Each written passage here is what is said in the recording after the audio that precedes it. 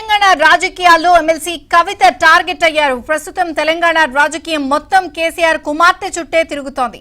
BRS BJP మధ్య దోస్తీ ఉంది అంటూ విమర్శనాస్త్రాలు సంధిస్తున్న విపక్షాలు ఈ సందర్భంగా లిక్కర్ కేసును ప్రస్తావిస్తున్నాయి. ఢిల్లీ లిక్కర్ కేసులో కవిత అరెస్టు తప్పదు అంటూ గతంలో తెలంగాణ బీజేపీ నేతలు తెగ వార్నింగ్లు ఇచ్చారు. కవితను అరెస్ట్ చేస్తారని అప్పట్లో పెద్ద ఎత్తున ప్రచారం కూడా జరిగింది. అయితే ఏమైందో ఏమో కానీ లిక్కర్ కేసులో కేంద్ర దర్యాప్తు సంస్థలు స్పీడ్ తగ్గించాయి. దర్యాప్తు స్లో అవ్వడంతో కమలం పార్టీ ఢీలా పడింది అన్న విమర్శలు వినిపిస్తున్నాయి. కవిత అరెస్టుపై ప్రచారమే తప్ప దర్యాప్తు ముందుకు సాగకపోవడంతో బీఆర్ఎస్ బీజేపీ మధ్య సంధి కుదిరిందని కాంగ్రెస్ నేతలు విమర్శిస్తున్నారు. మొత్తం మీద విపక్షాలకు కవిత టార్గెట్ అయ్యారు.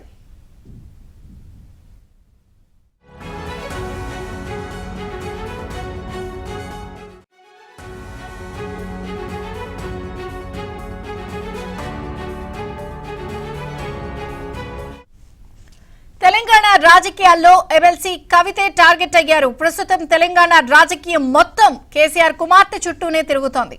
బీఆర్ఎస్ బీజేపీ మధ్య దోస్తీ ఉంది అంటూ విమర్శనాస్త్రాలు సంధిస్తున్న విపక్షాలు ఈ సందర్భంగా లిక్కర్ కేసును ప్రస్తావిస్తున్నాయి. ఢిల్లీ లిక్కర్ కేసులో కవిత అరెస్టు తప్పదంటూ గతంలో తెలంగాణ బీజేపీ నేతలు తెగ వార్నింగ్లు ఇచ్చారు. కవితను అరెస్ట్ చేస్తారని అప్పట్లో పెద్ద ఎత్తున ప్రచారం కూడా జరిగింది. అయితే ఏమైందో ఏమో కానీ లిక్కర్ కేసులో కేంద్ర దర్యాప్తు సంస్థలు స్పీడ్ తగ్గించాయి. దర్యాప్తు స్లో అవడంతో కమలం పార్టీ ఢీలా పడింది అన్న విమర్శలు వినిపిస్తున్నాయి. కవిత అరెస్టుపై ప్రచారమే తప్ప దర్యాప్తు ముందుకు సాగకపోవడంతో బీఆర్ఎస్ బీజేపీ మధ్య సంధి కుదిరిందని కాంగ్రెస్ నేతలు విమర్శిస్తున్నారు. మొత్తం మీద విపక్షాలకు కవిత టార్గెట్ అయ్యారు.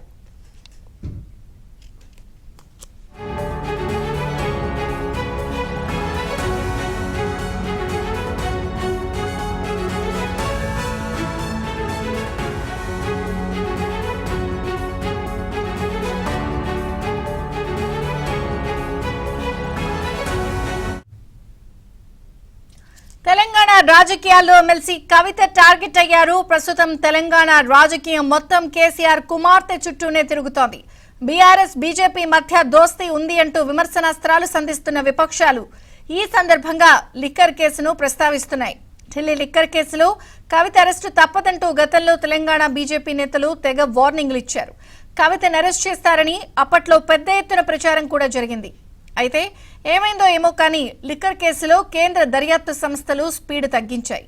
దర్యాప్తు స్లో అవడంతో కమలం పార్టీ ఢీలా పడింది అన్న విమర్శలు వినిపిస్తున్నాయి. కవిత అరెస్టుపై ప్రచారమే తప్ప దర్యాప్తు ముందుకు సాగకపోవడంతో బీఆర్ఎస్ బీజేపీ మధ్య సంధి కుదిరిందని కాంగ్రెస్ నేతలు విమర్శలు చేస్తున్నారు.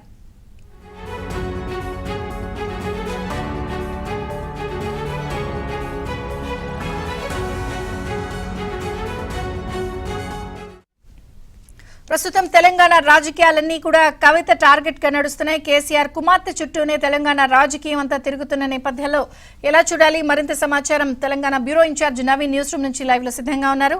Naveen, over to you. So Vijay Chandrika, Telangana రాజకీయాలన్నీ కూడా ప్రస్తుతం ఢిల్లీ కేంద్రంగా నడుస్తున్నాయి. ఓవైపు బీజేపీ నేతలు తెలంగాణలో రోజు రోజుకి బలహీనపడుతున్నటువంటి బీజేపీని ఏ విధంగా మళ్ళీ ఉత్తేజం నింపి బీజేపీని మళ్ళీ ట్రాక్ మీదకి నడిపించాలన్న దాని మీద బీజేపీ హైకమాండ్ పెద్దలు తెలంగాణ బీజేపీ నేతలతో ఎప్పటికప్పుడు చర్చిస్తున్నారు. మరోవైపు చేరికల జోస్తో ఉత్సాహంలో ఉన్నటువంటి కాంగ్రెస్ పార్టీకి దిశానిర్దేశం చేస్తున్నారు రాహుల్ గాంధీ, ప్రియాంక గాంధీ. మరోవైపు ఇటు తెలంగాణ రాష్ట్ర సమితి సో ఇప్పటికే దశాబ్ది ఉత్సవాలను పూర్తి చేసుకొని ప్రభుత్వ వ్యతిరేకత, ప్రజా వ్యతిరేకత ఏ మేరకు ఉందో ఈ దశాబ్ది ఉత్సవాల ద్వారా ఒక టెస్ట్ చేసుకుంది. సో రానున్నటువంటి రోజుల్లో పోల్ మేనేజ్మెంట్తో పాటుగా ఎట్లా ప్రజల్లోకి వెళ్ళాలనే దాని మీద కూడా బీఆర్ఎస్ పార్టీ ఒక కార్యాచరణ కూడా రూపొందించుకుంటుంది. ఓవైపు మూడు పార్టీలు ఎవరి కార్యాచరణలో ఆ పార్టీలన్నీ కూడా నిమగ్నమై ఉంటే సో కవిత చర్చ ప్రస్తుతం తెలంగాణ రాజకీయాలు అయితే జోరుగా సాగుతోంది. కేసీఆర్ కుమార్తె కవిత చుట్టే తెలంగాణ రాజకీయాలు, తెలంగాణకు సంబంధించినటువంటి రాజకీయ నాయకుల విమర్శనలు, ఆరోపణలన్నీ కూడా కనిపిస్తున్నాయి. సో కవిత విషయానికి వస్తే లిక్కర్ కేసులో కవిత పీకల్లోతులో కూరుకుపోయింది అని చెప్పని ఇప్పటికే చర్చ జరిగినటువంటి నేపథ్యంలో ఈడీ అధికారులు, సిబిఐ అధికారులు కవిత మీద ఇప్పటికే అనేక రిమాండ్ రిపోర్ట్లలో కూడా ఆమె పేరు నమోదు చేశారు. ఇప్పటికే 3 సార్లు విచారణను ఎదుర్కొన్నటువంటి కవిత అరెస్టు తప్పదంటూ తెలంగాణ బీజేపీకి సంబంధించినటువంటి నేతలు బహిరంగంగానే ప్రకటన చేశారు. ఆ పార్టీకి సంబంధించినటువంటి ఎంపీ ధర్మపురి అరవింద్ కవిత అరెస్టు తథ్యమంటూ డేట్స్తో సహా చెప్పారు. సో మరోవైపు కవిత విచారణ గత నెల మార్చిలో జరిగినప్పటికీ దాదాపుగా 3.5 నెలలు గడుస్తున్నప్పటికీ కూడా విచారణ సంస్థలు కవిత విషయంలో ఎలాంటి ముందడుగు వేసినటువంటి సందర్భాలు లేవు. సో ఫలితంగా ఇటు ఢిల్లీలో ముఖ్యంగా ఢిల్లీలో ఇటు బీజేపీ నేతలకి అలానే బీఆర్ఎస్ మధ్య ఒక రహస్య అండర్స్టాండింగ్ జరిగింది. ఫలితంగానే కవిత విషయంలో అలానే వైఎస్ జగన్ సోదరుడు వైఎస్ అవినాష్ రెడ్డి విషయంలో కేంద్ర ప్రభుత్వ విచారణ సంస్థలు చర్యలు తీసుకోవట్లేదనేటువంటి తీవ్ర చర్చ ఇటు 2 తెలుగు రాష్ట్రాల్లో కూడా జరుగుతుంది. సో ముఖ్యంగా తెలంగాణ రాజకీయాలన్నీ కూడా వేడి మీద ఉన్నాయి. ఎన్నికలకు మరో 4-5 నెలల సమయం కూడా లేదు. సో ఈ సమయంలో కవిత పేరును ప్రధానంగా ఈ 3 పార్టీలు కూడా జపం చేస్తున్నటువంటి పరిస్థితి కనిపిస్తోంది. ముఖ్యంగా రోజు రోజుకి బలహీనపడుతున్నటువంటి బీజేపీకి ముఖ్యంగా కవిత విషయంలోనే ఆ పరిస్థితి వచ్చిందని మనం చెప్పొచ్చు. ఎందుకంటే కవిత విషయంలో మార్చి నెల వరకు కూడా బీజేపీ తెలంగాణలో బీఆర్ఎస్ కు గట్టి పోటీ ఇచ్చేటువంటి పార్టీ అన్నటువంటి అభిప్రాయం ఉండింది.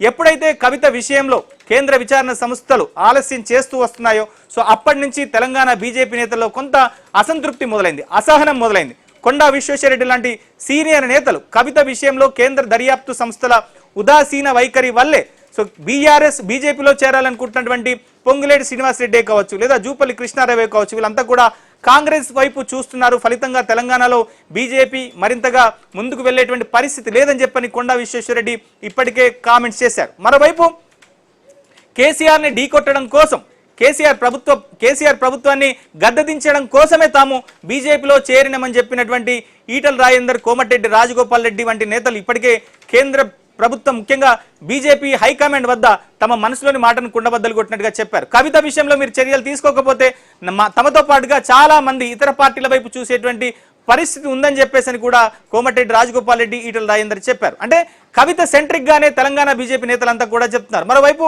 మొన్న బండి సంజయ్ నేతృత్వంలో జరిగినటువంటి పార్టీ సీనియర్ల సమావేశంలో కూడా విజయశాంతే కావచ్చు, జితేందర్ రెడ్డి కావచ్చు, వివేకే కావచ్చు, సో మిగిలిన నేతలంతా కూడా కవిత విషయంలో కనుక చర్యలు తీసుకోకపోతే ఇక తెలంగాణలో బీజేపీని మర్చిపోవాల్సిందనేటువంటి రీతిలో వ్యాఖ్యలు చేశారంటే కవిత ప్రస్తుతం బీజేపీకి ఎంత ఇంపార్టెంటో మనం అర్థం చేసుకోవచ్చు. సో మరోవైపు బీఆర్ఎస్ బీజేపీల మధ్య ఉన్నటువంటి రహస్య అండర్స్టాండింగ్ ని కాంగ్రెస్ పార్టీ ప్రజల్లోకి తీసుకెళ్లేటువంటి విషయంలో సక్సెస్ అయినట్టుగానే మనకి చెప్పుకోవచ్చు. సో కవిత పేరు చెప్పి ప్రస్తుతం కాంగ్రెస్ పార్టీ ఇతర పార్టీ నేతల్ని ఆ పార్టీలోకి తీసుకుంటున్నటువంటి పరిస్థితి ఉంది, ఆకర్షిస్తున్నటువంటి పరిస్థితి కనిపిస్తుంది. ఈ 2 పార్టీలు ఒకటే, బీఆర్ఎస్ బీజేపీ 2 పార్టీలు ఒకటే కాబట్టి ఖచ్చితంగా ఈ 2 పార్టీలను ఓడించాలంటే తమ పార్టీలోకి రండి అంటూ రేవంత్ రెడ్డి ఇప్పటికే అనేక ప్రకటనలు కూడా చేశారు. గర్వాపసి నినాదాన్ని గట్టిగా బలోపేతం చేస్తున్నారు. సో ఫలితంగానే పొంగులేటి శ్రీనివాసరెడ్డి, జూపల్లి లాంటి నేతలు ఇప్పటికే 24 మంది నేతలతో వచ్చే నెల 2వ తారీఖున రాహుల్ గాంధీ సమక్షంలో కాంగ్రెస్ లో చేరబోతున్నారు. సో మరికొంతమంది నేతలు ఆగస్టులో కూడా చేరేందుకు వాళ్ళంతా కూడా సిద్ధమవుతున్నటువంటి పరిస్థితి కనిపిస్తోంది. ఇక మరోవైపు బీఆర్ఎస్ పార్టీ సో మొన్నటి వరకు బీజేపీ నేతల దగ్గర కవితను అరెస్టు చేయొద్దంటూ ప్రాధేయపడినటువంటి తెలంగాణ బీఆర్ఎస్ నేతలు ఇప్పుడు కవితను అరెస్టు చేస్తే ఆ సింపతితో ప్రభుత్వ వ్యతిరేకత నుంచి బయటపడొచ్చనేటువంటి ఆలోచనతో తెలంగాణ ముఖ్యంగా బీఆర్ఎస్ నేతలు ఉన్నటువంటి పరిస్థితి కనిపిస్తుంది. మొత్తం మీద కవిత సెంట్రిక్ గానే ఈ 3 పార్టీలు రాజకీయాలు చేస్తున్నటువంటి పరిస్థితి కనిపిస్తుంది. కవిత జపం తెలంగాణ రాజకీయాల్లో ఎక్కువగా కనిపిస్తున్నటువంటి పరిస్థితి ఉంది. సో ఈ అంశాల మీద మాట్లాడేందుకు మా ప్రతినిధులు తెలంగాణ భవన్ నుంచి నరసింహరావు ఉన్నారు, అలానే గాంధీ భవన్ నుంచి సిద్ధార్థ్ ఉన్నారు, బీజేపీ కార్యాలయం నుంచి నరేష్ ఉన్నారు. సో ముందుగా మనం నరేష్ దగ్గరికి వెళ్దాం. సో నరేష్, బీజేపీ ఈ స్థాయిలో బలహీనపడడానికి బీజేపీ వైపు చూడాలంటేనే జంకుతున్నటువంటి నేతలు ముఖ్యంగా ఇక బీజేపీలో చేరికలకు ఫుల్ స్టాప్ పడ్డట్టే అనేటువంటి చర్చ రావడానికి కవిత మీద చర్యలు తీసుకోకపోవడమే ప్రధాన కారణమని బీజేపీ నేతలు చెప్తున్నారు. అసలు కవిత విషయంలో బీజేపీ నేతలు ఎలాంటి ఆందోళనలో ఉన్నారు?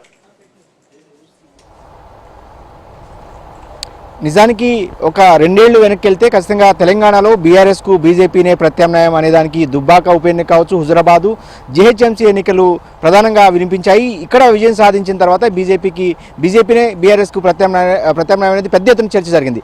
ఇలాంటి దశలో గత 6 నెలల కాలంలో బీజేపీ గ్రాఫ్ రోజు రోజుకు పడిపోతూ వచ్చింది. ఉదాహరణకు గత ఫిబ్రవరి మార్చి వరకు కూడా బీజేపీ చాలా బలంగా ఉన్నట్టుగా మనకు కనిపించింది. అయితే మార్చి నెలలో కవిత అరెస్ట్ తప్పదంటూ కూడా పెద్ద ఎత్తున ఢిల్లీ సెంట్రిక్గా పెద్ద హైడ్రామా జరిగింది. ఆ తర్వాత ఒక్కసారిగా సైలెంట్ అయిపోయిన నేపథ్యంలో ఏదైతే దర్యాప్తు సంస్థలు ఉన్నాయో ఈడీ కావచ్చు, సిబిఐ కావచ్చు, ఆ మీద ఉన్న కేసుల విషయంలో నెమ్మదించాయి. ఆ తర్వాత బీజేపీ గ్రాఫ్ ఒక్కొక్కటికి పడిపోతూ వచ్చింది. ఇదే క్రమంలో మే 13 వచ్చిన కర్ణాటక ఉప ఎన్నికల ఫలితాలు కూడా బీజేపీ తెలంగాణ మీద పెద్ద ఎత్తున ప్రభావం చూపించాయి. అయితే ఈ నేపథ్యంలోనే తెలంగాణలోని అసలైన బీజేపీ నాయకులు పక్కన పెడితే ఇతర పార్టీల నుంచి ఈటెల రాజేందర్ కావచ్చు, కోమటిరెడ్డి, కొండా విశ్వేశ్వరరెడ్డి, వివేక్, జితేందర్ రెడ్డి లాంటి నాయకులంతా కూడా పెద్ద ఎత్తున బీజేపీలోకి చేరికలు జరిగాయి. అయితే ఈ 2-3 నెలల కాలంలో వీళ్ళంతా కూడా ఒక ఆందోళనతో ఉన్నారు. ముఖ్యంగా తెలంగాణ సమాజం అంతా కూడా ఏదైతే బీఆర్ఎస్ని ఎదుర్కొనేది బీజేపీ మాత్రమే అన్న ధైర్యంతో, ఆ నమ్మకంతోనే బీజేపీ వైపు చూస్తున్న క్రమంలో దర్యాప్తు సంస్థలు నెమ్మదించిన నేపథ్యంలో ఇద్దరి మధ్య అటు బీజేపీ బీఆర్ఎస్ మధ్య పెద్ద ఎత్తున లోపాయికారి ఒప్పందం ఉందనేది ఇప్పటికే ప్రజల్లోకి వెళ్ళిపోయింది. దాదాపుగా దాన్ని మళ్ళీ తిరిగి రావడం చాలా కష్టం అనేది ఇలా అభిప్రాయంగా ఉంది. దీని మీద కనుక సీరియస్గా యాక్షన్ తీసుకోకపోతే అంటే ఎంత దర్యాప్తు సంస్థలు తమ పని తాము చేసుకున్నప్పటికీ కూడా సహజంగానే కేంద్రంలో ఎవరైతే అధికారులు ఉంటారో వాళ్ళు వీటన్నిటిని కూడా ఆడిస్తారనేది ఒక నానుడు ఉంది. కాబట్టి ఖచ్చితంగా బీజేపీ కనుక సీరియస్గా అంటే అమిత్ షా, మోడీ స్థాయిలో సీరియస్గా యాక్షన్ తీసుకోకపోతే తెలంగాణలో బీజేపీ దాదాపుగా కనుమరుగైపోద్దంటూ కూడా వీళ్ళంతా కూడా ఆందోళన వ్యక్తం చేస్తున్నారు. 2-3 రోజుల క్రితం ఢిల్లీ వెళ్ళిన ఈటెల రాజేందర్ కావచ్చు, కోమటిరెడ్డి రాజగోపాల్ రెడ్డి కావచ్చు, ఇదే అంశాన్ని చాలా కుండబద్దలు కొట్టినట్టు. నిజానికి అమిత్ షా ముందు ఎవరు కూడా ఆయన చెప్పింది వినటమే కానీ తిరిగి సమాధానం చెప్పే అవకాశం ఉండదు అనేది బీజేపీలో సహజంగా మనకు వినిపిస్తూ ఉంటుంది. అలాంటి అమిత్ షా ముందు ఈటెల రాజేందర్, కోమటిరెడ్డి రాజగోపాల్ రెడ్డి చాలా స్పష్టం చేసినట్టు సమాచారం. కవిత విషయంలో కనుక సీరియస్గా అంటే దాదాపుగా కవిత మీద కఠిన చర్యలు తీసుకోవాలి. అంటే కఠిన చర్యలు అంటే ఖచ్చితంగా అరెస్టు లాంటిది జరగకపోతే, ఒక సంచలనం జరగకపోతే ఖచ్చితంగా ఎన్నికల లోపల బీజేపీ తిరిగి పుంజుకోవడం కష్టం అనేది వీళ్ళు కుండబద్దలు కొట్టినట్టు సమాచారం. అయితే కోమటిరెడ్డి రాజగోపాల్ రెడ్డి, ఈటెల రాజేందర్ చెప్పిన అంశాలను చాలా ఏదైతే అమిత్ షా విన్నారు కానీ తిరిగి ఎలాంటి హామీ అంటే కొంత హామీ ఇచ్చారు. ఖచ్చితంగా పార్టీని బలోపేతం చేసే చర్యలు తీసుకుంటాము, మీరంతా కూడా కలిసి పనిచేయండి, పొరపాటును కూడా బీజేపీని వీడవద్దు, ఖచ్చితంగా బీజేపీకి తెలంగాణలో భవిష్యత్తు ఉంటుంది అనేది అమిత్ షా చెప్పినప్పటికీ కూడా కవిత అరెస్ట్ విషయంలో మాత్రం ఎలాంటి హామీ ఇవ్వలేదనేది మనకున్న సమాచారం. నిజంగానే సహజంగానే అలాంటి హామీలు ఇవ్వరు. కాబట్టి అయితే ఒకటైతే నమ్ముతున్నారు, ఖచ్చితంగా ఇక నుంచి అంటే వచ్చే నెల మొదటి వారం నుంచి బీజేపీ చాలా దూకుడు పెంచబోతుంది. కవిత విషయంలో స్పీడప్ చేస్తారు. కేసు విషయం కావచ్చు, తెలంగాణలో బీఆర్ఎస్ హైదరాబాద్కు వచ్చినప్పుడు ఇదే పరేడ్ గ్రౌండ్ సభలో అక్కడ ఉన్నటువంటి ప్రజలను ముఖ్యంగా పార్టీ కార్యకర్తలను ఉద్దేశించి కేసీఆర్ ప్రభుత్వం మీద, ముఖ్యంగా కేసీఆర్ కుటుంబ పాలన మీద, అవినీతి మీద తీవ్రమైనటువంటి విమర్శలు చేశారు.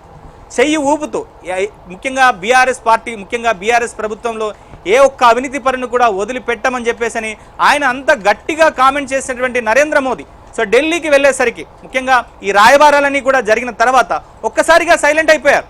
సో ఎందుకు ఇంత బీజేపీ బలహీన పడుతున్నప్పటికీ కూడా కవిత మీద చర్యలు తీసుకోకపోతే ఇక తెలంగాణలో బీజేపీని మర్చిపోవాలనేటువంటి రీతిలో బీజేపీ నాయకులు బహిరంగంగా కామెంట్లు చేస్తున్నప్పటికీ కూడా ఎందుకు బీజేపీ హైకమాండ్ ఆ దిశగా చర్యలు తీసుకోలేకపోతుంది? అసలు బీజేపీ హైకమాండ్ మనసులో ఉన్నదేంటి అసలు?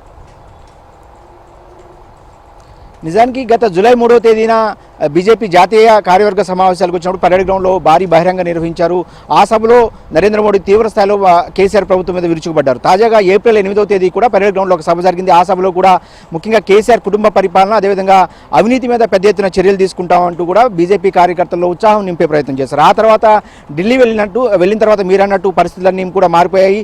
సహజంగా బీజేపీలో ఒక మాట వినిపిస్తుంది, తెలంగాణ అంటే కేంద్రంలో అధికారంలో బీజేపీకి ఎంపీ స్థానాలు కావాలి కానీ ఎమ్మెల్యే స్థానాలు వచ్చినా రాకపోయినా అంటే ఢిల్లీలో వాళ్ళ అధికారంలో ఉన్నప్పుడు సహజంగానే ఆయా రాష్ట్రాల్లో వాళ్ళ మాట వినే సామంతరాజులు ఉంటే సరిపోతుంది, కాంగ్రెస్ మాత్రం అధికారంలోకి రాకూడదు, ఇది బీజేపీ లైన్ అంటూ కూడా బీజేపీలోని ఒక వర్గానికి సంబంధించిన నాయకులు ఓపెన్గానే చెప్తున్న పరిస్థితి. అంటే బీజేపీ తాము అధికారంలో ఉండాలి, లేదంటే వాళ్ళ మాట వినే సామంతరాజులు ఆయా రాష్ట్రాల్లో ఉండాలి, అంటే కాంగ్రెస్ పార్టీ మాత్రం అధికారంలో రాకూడదు, ఈ లైన్లో బీజేపీ వెళ్తుంది.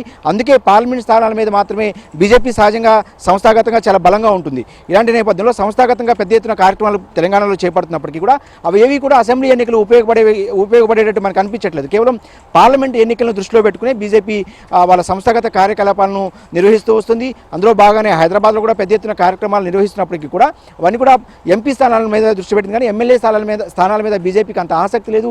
ఇక్కడ బీజేపీకి అధికారంలోకి రాకపోయినా కూడా తర్వాత ఎన్నికల తర్వాత బీఆర్ఎస్తో కావచ్చు, ఇతర పార్టీ ఏదైనా అధికారంలోకి వచ్చిన పార్టీ కావచ్చు, వాళ్ళకి సహజంగానే ఏదైతే మద్దతు తెలుపుతారన్న ధీమాలో బీజేపీ ఉంది.